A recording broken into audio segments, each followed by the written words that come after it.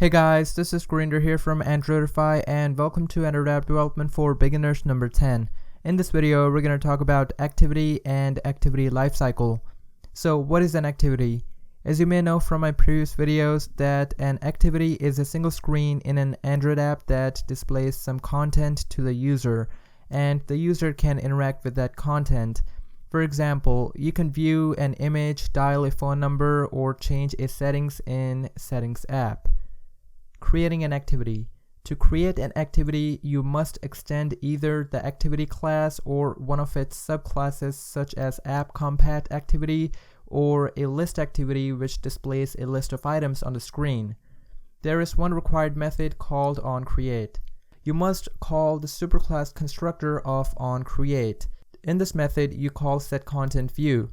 This method takes in a layout file which contains views such as a text view or an image view, and it displays those views on the screen. SetContentView also sets the user interface of an activity. Declaring an activity in the manifest file. Activities must be declared in the manifest file so the Android OS knows that a particular activity actually exists. If an activity is not declared in the manifest file, but it is being used in your app, then it will simply not show up when the user runs your app and the user will not be able to see it or interact with it. To declare an activity, create an activity element under the application element in the manifest file. The only required attribute is the name of the activity. Starting another activity. If you want the user to be able to navigate to different activities in your app, then you start those activities using intents. Intents are used to send the user from one activity to another. For complete details on intents, check out my previous videos or the written article in the description. To start another activity, you simply create a new intent object, then you pass that intent object to start activity method. If you want the intent to carry any data like an image, then you can use setData method before calling start activity. Starting another activity for result. Many times the user would want to expect a result from an activity.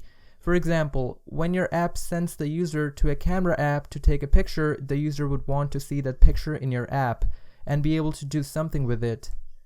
So here we have two activities, main activity and the resulting activity.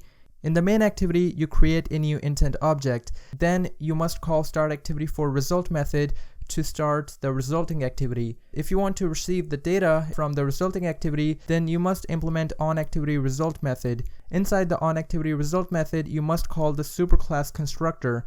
Then you should check if the result code was the right one and whether the result was okay using if statement. Then you can call getStringExtra method to get the text or getExtras to get the bundle object.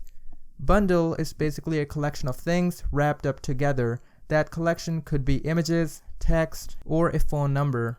In the resulting activity, you create a new intent object with the default constructor. Then you attach data using putExtra method. Then you set the result.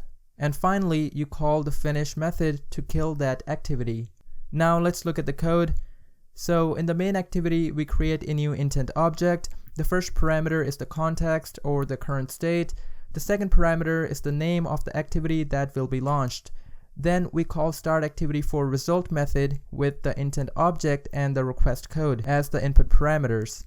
This request code could be any integer as long as it's not 0 or a negative number. Then in the same activity, you call onActivityResult method with request code, result code, and the intent object passed in as input parameters. Then you check if the result code was okay and the request code matches the one that was sent to resulting activity. Then you can get data using getExtras to get a bundle object or getStringExtra to get extras.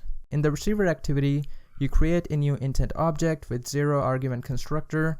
The data in this case is going to be whatever the user types in the edit text field. You convert that data into a string using .toString method, and then you store that data into a string variable. Then you attach the data using putExtra method. The first argument is the key and the second argument is the value or the data. In this case, it is message1. Then you call setResult method. The first parameter is a result code which is an int, and you pass the intent object as the second parameter. Here's an example. In activity A, when we click on the send button, it takes us to activity B where we can type something in the edit text field.